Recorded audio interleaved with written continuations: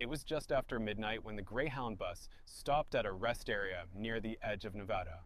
Most of the people on the bus were asleep, but Daniel, a tired-looking man in his early 30s with eyes that looked worn out, wasn't. He got off the bus, lit a cigarette, and looked out at the dark desert. The sky was clear and full of stars, and the wind made strange noises that he couldn't quite understand. That's when he saw her sitting alone on a bench by the vending machines. She didn't look like she belonged. She had no luggage, no phone, and just a pale blue dress and a faraway look in her eyes. She wasn't there the last time the bus stopped. Daniel felt a strange urge to go over. Maybe it was guilt, or maybe something more serious. He walked toward her. "Are you waiting for the bus too?" he asked. She nodded slowly, but didn't look at him. "What's your name?" "Lena," she said quietly. "I missed my ride." Her voice was calm, almost empty. Daniel offered to help and suggested she come back on the bus until the next town. She didn't seem sure at first, but eventually she agreed. Back on the bus, no one said much about her. Not even the driver. It was like she wasn't part of the group.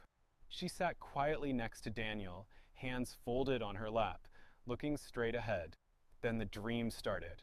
Every time he closed his eyes, he saw flashes of a woman screaming, desert roads, and blood on the windshield. He'd wake up, heart pounding, only to see Lena sitting still and quiet. He finally asked her, "Do I know you?" She didn't answer right away. Then she said, "You left me." His stomach dropped. "What?" "You promised you'd be right back." "You never came back, Daniel." His face turned pale. 7 years ago, he'd been in a car crash on a road not far from here. He was driving with his girlfriend, Lena. They were arguing. He lost control. When he woke up, she was gone. No trace of her was ever found. Now she was here.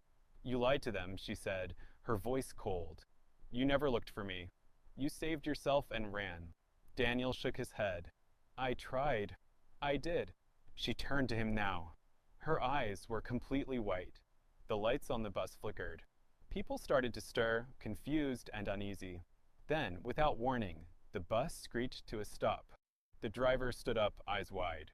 Everyone off. "No." Daniel tried to stand, but his body wouldn't move. Lena leaned in. "You said you'd come back this time. You won't leave." Darkness swallowed him. When Daniel opened his eyes again, he was sitting alone on the same bench at the rest stop. The bus was gone. The stars were gone. Even the wind had stopped. And beside him was a sign, missing since 2017, Daniel Reed. Last seen near Highway 95. His hands trembled. In the distance, the soft rumble of a bus approached again. But this time, he wasn't waiting for a ride. He was the forgotten passenger. Daniel didn't remember falling asleep, but when he woke up, the desert air was colder, sharper. He was still on the bench. Same rest stop. Same silence. Only now, even the vending machines were dark, as if the world had lost power. He stood up, dizzy. Everything looked familiar, but off, like a dream you've had too many times. There were no tire marks. No trace of the bus. No trace of Lena. Daniel stumbled toward the road, hoping to flag down a passing car. But the highway was empty, stretched endlessly in both directions. Not a single headlight in sight. He reached for his phone, Dad. "Of course!" A flicker of movement caught his eye. Across the lot, someone was walking slowly out from the shadows. Long dark hair. Pale blue dress. Lena. But she didn't look the same. Her face was calm, almost too calm. Like someone who had waited years just to say one final thing. "You're not real," Daniel muttered.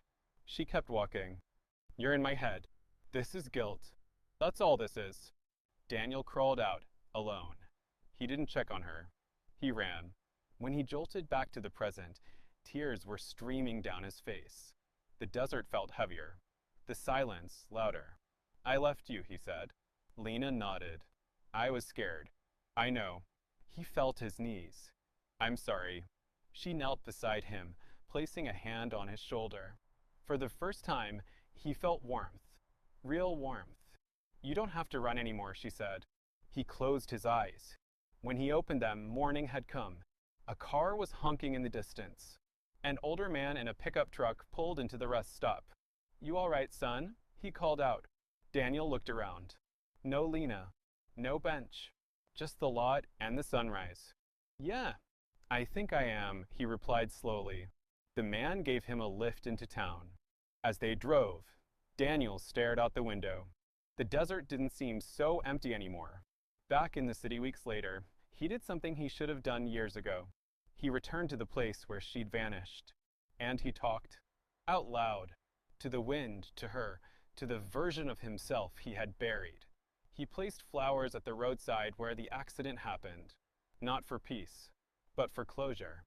Some say they still see a woman in a blue dress waiting at that rest stop. Others say she was never real. But Daniel knows better. Because sometimes the ghosts we fear the most are the ones we leave behind. Lena stopped a few feet away. Her eyes were softer now. Human. "You didn't mean to leave me, Daniel. But you did." "I crashed," he said, almost pleading. "I searched for you. I swear I did. They said maybe you wandered off. That coyotes. I wasn't far," she said quietly. "You just didn't look hard enough." The truth stung more than any ghost could.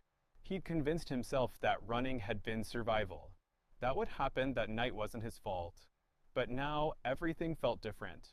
Like the universe had finally circled back for unfinished business. "I don't know what you want from me," he whispered. Lena stepped closer. "I want you to remember." Suddenly, the desert shifted. Lights buzzed back to life. The road rippled. And then Daniel was back in the car that night. Rain hit the windshield. Lena was in the passenger seat, arguing. The same fight. His hands gripped the wheel too tight. Her voice broke. And then impact. But this time, the memory didn't stop there. Months had passed, but something still pulled at Daniel, an invisible thread linking him to that desert night. One morning, as he walked by a quiet bookstore downtown, something made him stop. In the window display, a small blue scarf was folded next to a used novel. The same shade of blue as Lena's dress. He stepped inside. The bell above the door rang, but the store was empty. Just the quiet hum of an old fan and the smell of old pages. Then, barely audible, he heard it. A whisper. "Thank you." He turned quickly. No one was there. But somehow he smiled. Because he knew. He had faced it.